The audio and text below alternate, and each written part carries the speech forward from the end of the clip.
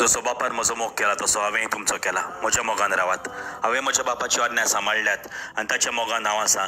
तशेंच तुमी म्हजी आज्ञा सांबाळच्यात जाल्यार म्हज्या मोगान रावतल्यात. म्हजी कुशालकाय तुमचे सवे आजच्याक आनी तुमची कुशालकाय पूर्ण जावच्याक हांवें तुमकां ह्यो वस्तू सांगल्यात. म्हजी आज्ञा ही, हांवें तुमचो मोग केला तसोच तुमी एकामेकाचो करात. कोणें जर आपल्या इश्टा पासत आपलो जीव दिलो हाचे परस व्हडलो मोग ना. हांव फर्माता तें तुमी करशात जाल्यार तुमी म्हजे इश्ट. ह्या फुडें हांव तुमकां चाकर म्हणचो ना, कित्याक आपलो दोनी कितें करता तें चाकून नकलो. पूण हांव तुमकां इश्ट म्हणटा, कित्याक म्हज्या बापाची हांवें आयकलां तितलें हांवें तुमकां कळयलां. तुमी म्हाका विचून काडूंक ना, पूण हांवें तुमकां विचून काडल्यात. आनी ह्या पासत तुमकां नेमल्यात की तुमी वेचें आनी फळां तोखतात तसलीं फळां तुमी दिवचीं. अशें म्हजे नांवी बापा कडेन तुमी मागतात तितलेंय तो तुमकां दितलो.